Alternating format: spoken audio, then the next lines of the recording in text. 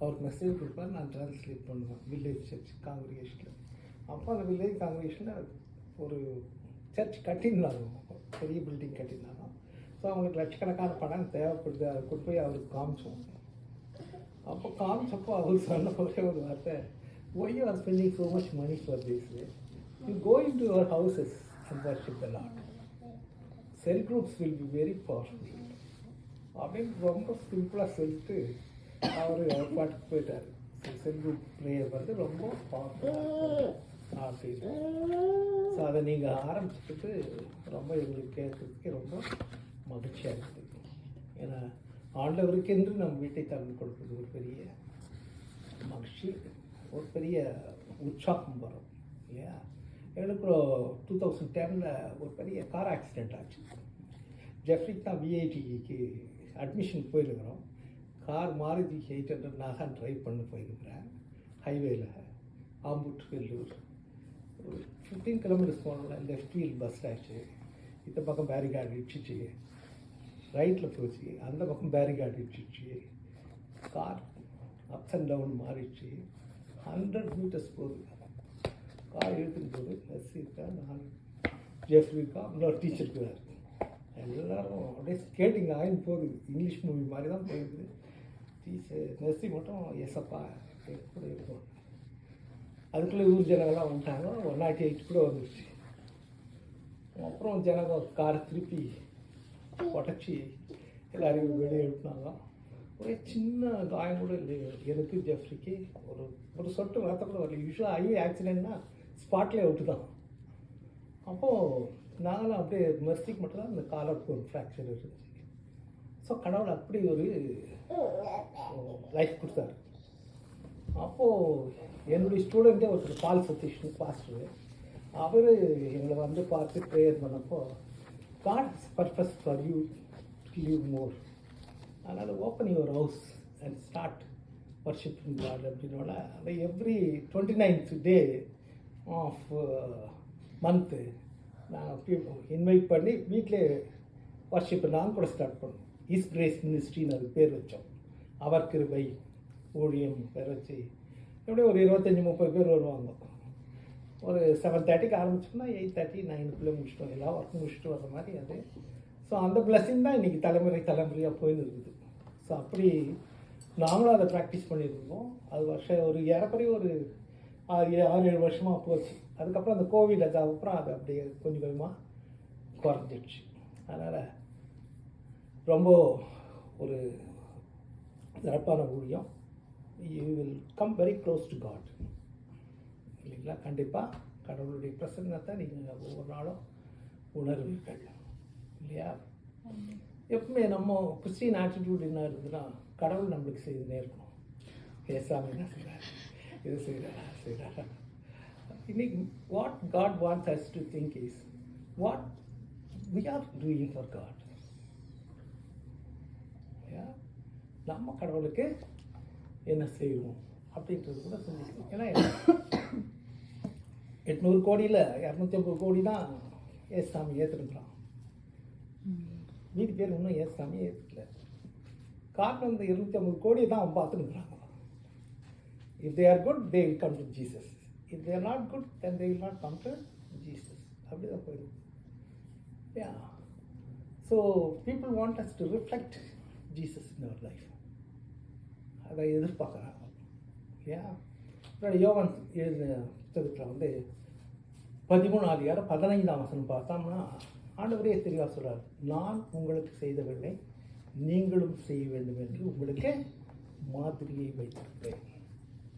ஏசாமி தெளிவாக சொல்லியிருக்காரு, நான் உங்களுக்கு செய்ததை போல நீங்களும் செய்ய வேண்டும் என்று உங்களுக்கு மாதிரியை வைத்திருக்கிறேன். யோவான் 13:15 நம்ம லைஃப் ஃபுல்லாக ஞாபகம் சொல்லாது. What I have done to you, you have to do அப்படின்னு ஏசாமி சொல்கிறார்.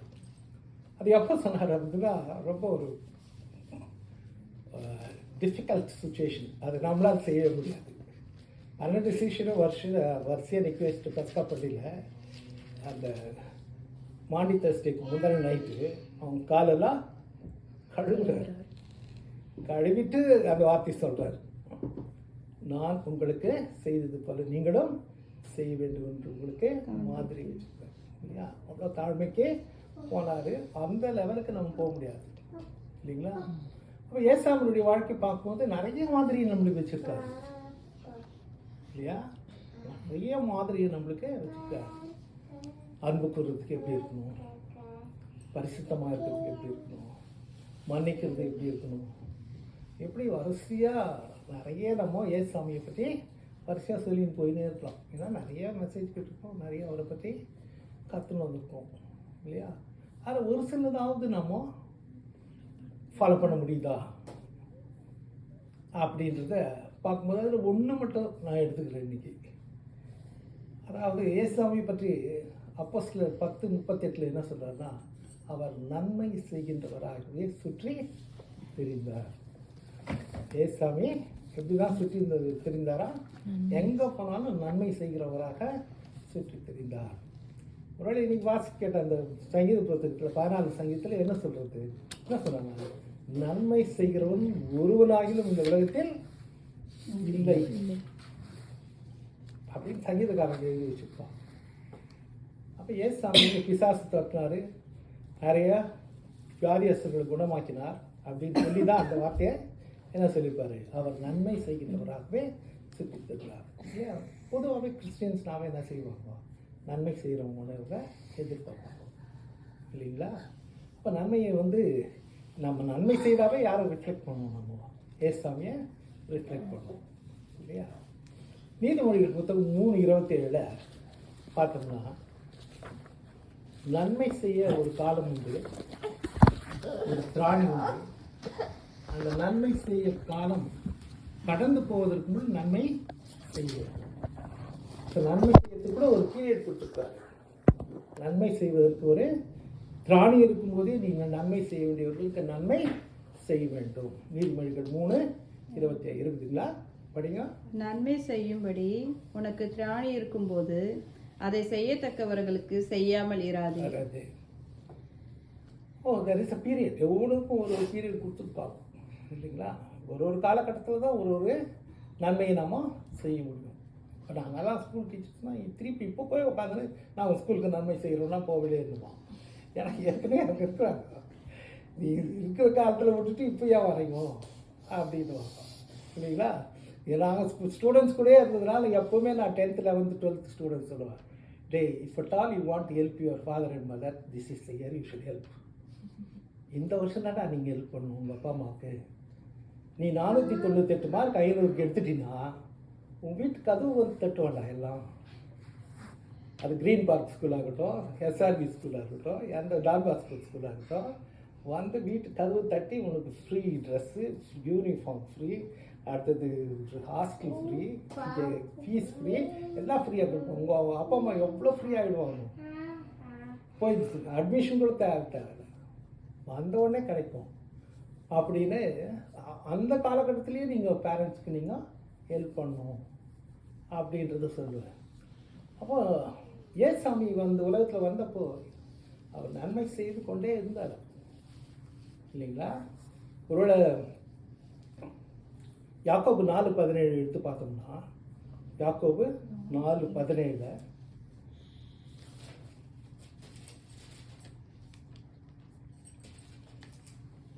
ஆதலால் ஒருவன் நன்மை செய்ய அறிந்தவனாயிருந்தும் அதை செய்யாமல் போனால் அது அவனுக்கு பாவமாயிருக்கும். ஒருவன் நன்மை செய்ய அறிந்திருந்தும் அவன் செய்யாமல் போனால் அவன் பாவம் செய்கின்றான் அப்படின்னு சொல்லுது. அந்த எக்ஸ்டெண்ட் போகுது. சப்போஸ் நம்ம நன்மை செய்யாத விட்டுட்டோம்னா, தெரிந்தும் நம்ம நன்மை செய்யாத விட்டோம்னா நம்ம என்ன செய்கிறோமே சொல்கிறாங்க, பாவம் செய்கிறோம். ஆனால் ஏசாமியுடைய வாழ்க்கையை பார்க்கும்போது யார் வந்தாலும் நன்மை செய்வார். 100 வந்தால் வேலைக்கார சொன்ன இல்லை நின்னோட அவனுக்கு உதவி செய்கிறார். நீ போ, உன் வேலைக்கார சஸ்மாக இருப்பான். குஷ்ரோகி நிற்கிறான், அவங்ககிட்டே போய் நிற்க மாட்டோம். ஆனால் கூட என்ன செய்கிறாரு, உனக்கு சித்தமானால் சுத்தமாக அப்படின்னு அவனுக்கு சொல்கிறார். மாட்டார் மொழியார் வராங்க, கண்ணீர் விடுறாங்க. விட்டு நீங்கள் இருந்தால் ஆசிரியர் இருந்து இருக்க மாட்டாங்க. உடனே மனதுருகி இறங்கி போகிறாரு. அந்த பிள்ளைங்க அப்படி எழுதிட்டு வச்சிச்சவனே என்ன பண்ணுறாரு, 4 நாள் ஆகிடும் அந்த ஸ்மெல் இருக்குமேன்னு கூட பார்க்காம போயிட்டு அவனை சுகப்படுத்துறது நம்ம பார்க்கணும். நண்பர்கள் தூக்கிட்டு வராங்க திமிர்வாதக்காரங்க, இறக்கிறதுக்கு இடம் இல்லாத மேலேருந்து உள்ளே தூக்கின்னு வர்றதுக்கு இடம் இல்லைன்ட்டு மேலே கூரையை பிரிச்சுட்டு கொண்டாந்து அவரை கீழே இறக்குறாங்க. கீழே இறக்கி அவரை கொண்டாந்து வச்ச உடனே என்ன செய்கிறாங்க, நன்மை செய்கிறாங்க இல்லையா. கானானிய ஸ்திரீ வந்து மகளுக்காக போராடி அழுது, நீ வந்து இங்கேருந்து வந்துக்கிறிய, எப்படி நான் உனக்கு உதவி செய்வேன் அப்படின்னு சொல்கிறோன்னே, என்ன மேலையில் இருக்கிற நாய் துணிக்கைகள் விழுந்துச்சுன்னா கீழே நாய்க்குட்டிகளுக்காகவே பயன்படுமே அப்படின்னு சொன்னவொடனே அவர் உடனே அந்த அம்மா விசுவாசத்தை பார்த்து என்ன செய்கிறாரு, நன்மை செய்கிறார். நன்மை செய்து சூழ்ந்து போகிறதே கிடையாது. ஆனாலும் ஒன்று நான் ரொம்ப அதிகமாக கவனிக்கிறது, 7 வார்த்தை இயேசுசாமி சிலுவையில் சொன்னார். அதில் 3ஆவது வார்த்தை, மகனே அதோ உன் அம்மா, அம்மா அதோ உன் மகன் அப்படின்னு யோவான்கிட்டயோ மரியாதை அங்கே அழுது நின்றுக்கும் போது அது 3ஆவது வார்த்தையை அவர் சொல்கிறாரு இல்லையா. அந்த வார்த்தையை யார் சொல்லியிருப்பார் அப்படின்னா, ஏசாமியினுடைய அந்த வாழ்க்கை காலத்தில் நம்ம புரட்டி பார்த்தோம்னா, யாரோ இப்போ பார்த்தா நான் சொன்ன இந்த லிஸ்ட்டே பார்த்தோம்னா, 100க்கு அதிபதி வேலைக்காரனுக்காக வரான், மாத்தாத்மடியார் சகோதரனுக்காக வரான், யவீரு தன் மகளுக்காக வரான், கரானே ஸ்ரீ அவங்க மகளுக்காக வராங்க, திமிர்வாதக்காரன் நண்பர்கள் தூக்கின்னு வராங்க. இப்படி எல்லாருமே நன்மை செய்யறதுக்கு ஏசாமி கிட்ட வந்தாங்க. ஆனால் ஒரு பிள்ளை கூட அவங்க அப்பாவுக்காகவும் அம்மாவுக்காகவும் வந்ததாக ஏசாமி பார்க்கவே இல்லை. அப்படி இல்லவே இல்லை பைபிள் இல்லையா. 4ஆம் காலத்துக்கு ரொம்ப தெளிவாக இருக்குது, நீ நன்றாக இருப்பதற்கும் நீ நெடுநாடு இருப்பதற்கும் நம் தகப்பனையும் தாயும் தனம் பண்ணுவோம். ஒருவேளை இதெல்லாம் பார்த்ததுனால தான் ஏசாமி அதை திருப்பி ரிமைண்ட் பண்ணார். அந்த 3ஆவது வார்த்தை, அம்மா அதோ உன் மகன், நான் போயிட்டேன்னு நீ கவலைப்படாத, அதோ உன் மகன் அப்படின்றத பார்க்குறாரு. அதனால் அதையும் சொல்லியிருப்பாரா அப்படின்றது கூட நான் சில நேரத்தை அந்த மாதிரி மெடிடேட் பண்ணி பார்க்குறது. இந்த 7 வார்த்தை யூஸ்வலாக நம்ம குட் ஃப்ரைடே அப்படின்னு பிரச்சனை பண்ணுவாங்க. பட் அந்த 3ஆவது வார்த்தை ஏன் ஏசாமி சொல்லியிருக்கணும் அப்படின்னும் போது இந்த ஆங்கிளில் கூட நம்ம அதை பார்க்க வேண்டியதாக இருக்குது. இன்றைக்கி நன்மை செய்கிறத ஜனங்க எதிர்பார்க்குறாங்க. ஏன்னா ஏசாமி நன்மை செய்தவராக இருந்தார் அவர் இல்லையா. அந்த நன்மை செய்கிறது கூட 1 பேதுரு 2:20 பார்த்தோம்னா, தீமை செய்து நீங்கள் பாடு அனுபவிப்பதை காட்டிலும் நன்மை செய்து நீங்கள் பாடு அனுபவித்தால் அதுவே தேவனுக்கு பிரியம். நன்மை செய்யும் போது நம்மளை எப்பவுமே சந்தோஷமாகவே இருக்கணும்னு எதிர்பார்க்கக்கூடாது. நன்மை செய்து என்ன கூட வருமா, கஷ்டப்பட வருமா. 1 பேதுரு 2:20 தீமை செய்தால் பாடு அனுபவிக்கலாம், ஆனால் நன்மை செய்தே என்ன செய்வோம், பாடு அனுபவிப்போம். அதுதான் தேவனுக்கு ரொம்ப பிரியம்னு சொல்கிறாங்க. நன்மை செய்யும் போது பார்த்தோம்னா, அப்போது மதர் தெரசா எடுத்துக்குவார்களா, நன்மை தான் செய்தாங்க. ஆனால் ரோட்டில் நின்று ஒரு நாள் இப்படி பிச்சை எடுத்து நின்றுக்கிறாங்களா கல்கத்தாவில் நின்று ஒரு பெரிய பணக்கார காரை கொண்டாந்து நிறுத்தி வச்சுட்டு அப்படி காரி துப்பினாங்க அவன் கையிலே. எவ்வளோ அசிங்கம் அது இல்லைங்களா. ஒரு ஃபாரின் லேடி அங்கே வந்து நின்றுக்குது, இப்படி வந்து துப்புறாங்களேன்ட்டு. அப்போ அந்த அம்மா ஒன்றுமே பதில் சொல்லி அமைதியாக இருந்துச்சாங்க. சொல்லிவிட்டு, இது எனக்கு கொடுத்துட்டீங்களா, அந்த சாப்பாடு இல்லாத படுத்துருக்குறாங்க, அவங்களுக்கு எதனா கொஞ்சம் கொடுத்துட்டு போங்க நீங்கள் அப்படின்னு. உடனே அவன் அப்படியே ஷாக் ஆகிட்டான். அந்த பணக்காரன் போய் கார்லேருந்து செக் புக் எடுத்து பிளாங்க் செக் எழுதி கையில் கொடுத்துட்டு போயிட்டான். நீ என்னென்னா போட்டு எழுதி யூஸ் பண்ணிக்குமா அவளை அப்படின்னு. அப்படி தான் ஸ்டெயின்ஸ் கூட ஒரிசாக்கு வந்தார், குஷ்ரோயிங்கில் குணமாக்கணும். அப்படியே அடிச்சிட்டாங்க. நன்மை செய்து பாட அனுப்பி அவங்க லிஸ்ட் எடுத்தோம்னா நிறைய இருக்கும் இல்லைங்களா. நம்ம வாழ்க்கையில் கூட இருக்கணும் இல்லைங்களா. என்னுடைய வாழ்க்கையில் கூட நான் எக்ஸ்பீரியன்ஸ் பண்ணியிருக்கேன் அதை, நன்மை செய்து பாட அனுப்பிச்சது. ஏன்னா நான் ஸ்கூல் ஹெட் மாஸ்டராக இருந்தேன் 10 வருஷமாக கண்காடியா ஸ்கூலில். ஆம்பூரில் 15 ஸ்கூல் இருக்குது, 5 முஸ்லீம் ஸ்கூல், 5 இந்திய ஸ்கூல், 2 கிறிஸ்டியன் ஸ்கூல். இந்த ஃபெயிலான பசங்க, குறைவான மார்க் எடுத்த பசங்களை எந்த ஸ்கூல்லையும் சேர்க்க மாட்டாங்க. +1 +2க்கு யாரையும் சேர்க்க மாட்டாங்க. ஆனால் நான் மட்டும்தான் சேர்ப்பேன். 350 பேர் சேர்ப்பேன். 500-400 மார்க் எடுத்தால் நீ வேறு ஸ்கூலுக்கு போடாங்கிடுவேன். யார் 2 தடவை ஃபெயில் ஆகிக்கிறானா, 3 தடவை ஃபெயில் ஆகிக்கிறானா, 200 மார்க் எடுத்துக்கிறானா, அவனுக்கு ஃபஸ்ட்டு அட்மிஷன் கொடுத்துரு. ஃபீஸ் இல்லைன்னா கூட அவனுக்கு அட்மிஷன் கொடுத்துட்டு ஒரு 350 பேர் சேர்ப்போம். ஒரு ரிசல்ட் வரும். ரிசல்ட் எவ்வளோ வரும்? 50% தான் ரிசல்ட் வரும். 45% தான் வரும். 52% தான் வரும். அப்போ ஒரு ரிசல்ட் அனாலிசிஸ் மீட்டிங் நடக்கும். நானும் ஒரு ஹெட்மாஸ்டர் உட்காந்துருப்பாங்க. அப்போ என்னை எழுப்பாங்க, இதுதான் கர்நாடக ஸ்கூல் ஹெட்மாஸ்டர் எதுக்கு மேலே என்ன ரிசல்ட் வேலை செய்றீங்களா இல்லையா? ஓமரம் தானே அது. அப்போ ஒரு தடவை சிஓவே என்ன பண்ணாருன்னா அடுத்த நாள் ஸ்கூலுக்கு வந்தார். ரிசல்ட் வந்த அடுத்த நாளே ஸ்கூலுக்கு வந்தார். அப்போ அவர்கிட்ட ஒரே கேள்வி தான் நான் கேட்டேன், சார் உங்களுக்கு 100% ரிசல்ட் வேணுமா சார்? அடுத்த வருஷம் 40 பேர் சேர்த்துக்கிறேன், 40 பேர் ரிசல்ட் பாஸ் பண்ணி வச்சிருக்கேன். மீதி 310 பேர் நீங்கள் எந்த ஸ்கூல்லாம் சேர்த்து காமிச்சிருக்கு பார்த்துடுறாங்க. அவங்களை யாரையும் சேர்க்கறது இல்லை சார். இன்றைக்கி ஒருவேளை 350 பேரில் 175 பேர் பாஸ் பண்ணியிருப்பாங்க. அக்டோபரில் இன்னொரு 150 பேர் பாஸ் பண்ணணும். அடுத்த மார்ச்சில் இன்னொரு 50 பேர் பாஸ் பண்ணணும். அப்படி பாஸ் பண்ணாமல் இன்றைக்கி பிராம்டன்லேயே இருக்கிறான் ஃப்ரெட்டின்னு ஒருத்தர். இன்றைக்கி அவன் ஒரு பெரிய இது என்ன சொல்கிறேன் ஸ்கேன் சென்டரே வச்சு நடத்துகிறான் இல்லைங்களா? அது மாதிரி நம்ம கூட வாழ்க்கையில் நன்மை செய்து சில நேரத்தில் பாடு வரும். ஆனால் அதை நம்ம தாங்கும். அதுதான் கடவுளுக்கு ரொம்ப பிரியமாக இருக்கும் இல்லைங்களா? அதனால் தண்ணி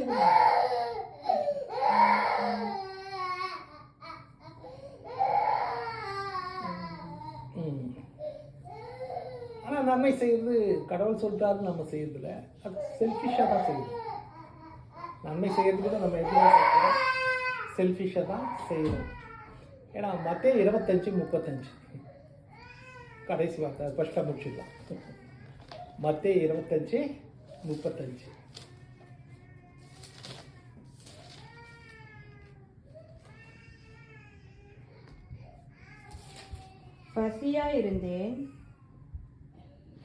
பசியாயிருந்தேன் எனக்கு போதனம் கொடுத்தீர்கள், தாகமாயிருந்தேன் என் தாகத்தை தீர்த்தீர்கள், அந்நியனாயிருந்தேன் என்னை சேர்த்து கொண்டீர்கள்.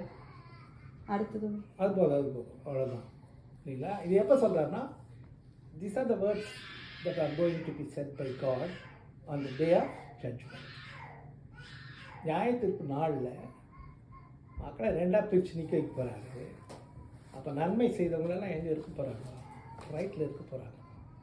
அவங்கள பார்த்து சொல்ல போகிறாரு, நான் பசியாக இருந்தேன் நீ எனக்கு சாப்பாடு கொடுத்த, நான் சுவீனமாக இருந்தேன் எனக்கு நீங்கள் பார்த்தீங்க, ஆடை இல்லாமல் இருந்தேன் எனக்கு நீங்கள் ஆடையை கொடுத்தீங்க அப்படின்ட்டு கண்டிப்பாக நம்மளுக்கு கொடுக்க போகிறாங்க. ஸோ நன்மை செய்கிறதுனால கண்டிப்பாக நம்ம யார் பக்கத்தில் தான் இருப்போம்?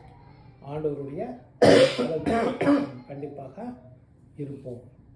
காலையில் ஒரு தமிழ் ஆசிரியர் ஒரு இது கொடுக்குறாரு, அவர் பேர் அருள் பிரகாஷ். அவரது மூலமாக ஷேரன் காமிச்சு கொடுக்க சொல்கிறேன். அவர் ஒரு நாள் ஒரு சின்ன கதை சொல்கிறாரு. அந்த கதையில் என்ன சொல்கிறாருன்னா, ஒரு பட்டணம் இருக்குது. அந்த பட்டணத்துக்கு ஒரு ராஜா இருக்கிறாரு. அந்த ராஜா திடீர்னு ரொம்ப பயங்கரமான ஸ்ட்ரிக்டான மனுஷனா. அவர் போயிட்டு ஒரு பர்டிகுலர் பர்சனை கூட்டினார் சொல்கிறோம். அந்த பர்டிகுலர் பர்சன் ராஜாவை ரொம்ப பயங்கரமான ஒரு ராஜா, எப்படி போகிறது அப்படின்ட்டு ரொம்ப யோசித்து யாருன்னா ஒருத்தர் கூட்டின்னு போகலான்ட்டு பண்ணணும். ஸோ ஃபஸ்ட்டு அவன் ஃப்ரெண்டு ஒருத்தர் பெரிய பணக்காரன், அவங்ககிட்ட பண்ணணும். நான் வர முடியாது, ராஜா பக்கத்துக்குலாம் நான் வர முடியாது அப்படின்னா. அடுத்தது இன்னொருத்தங்கிட்ட போனாங்க, அவன் பெரிய பதவியில் இருந்தான் ராஜாக்கிட்டே. அவனும் நான் வர முடியாது அப்படின்ட்டு அவனும் வர முடியாது. அடுத்தது மூணாவது ஒரு ஃப்ரெண்டுக்கிட்ட போனான். அவன் என்னன்னா எல்லாருக்கும் உதவி செய்கிறது தான் அவனுடைய ஹேபிட்டே.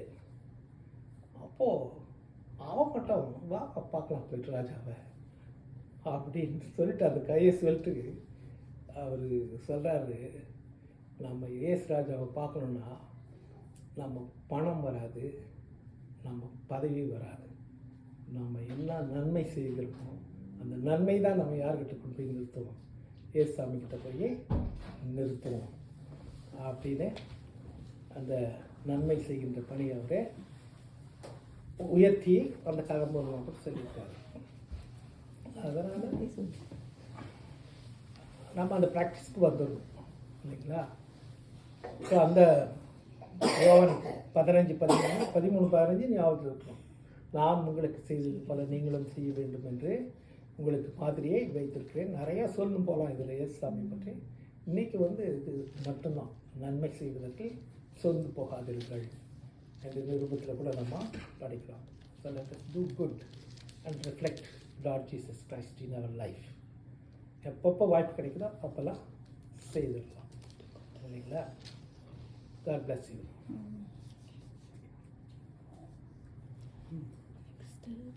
ஒரு பாட்டு பாடலாமா? என்ன பாட்டு?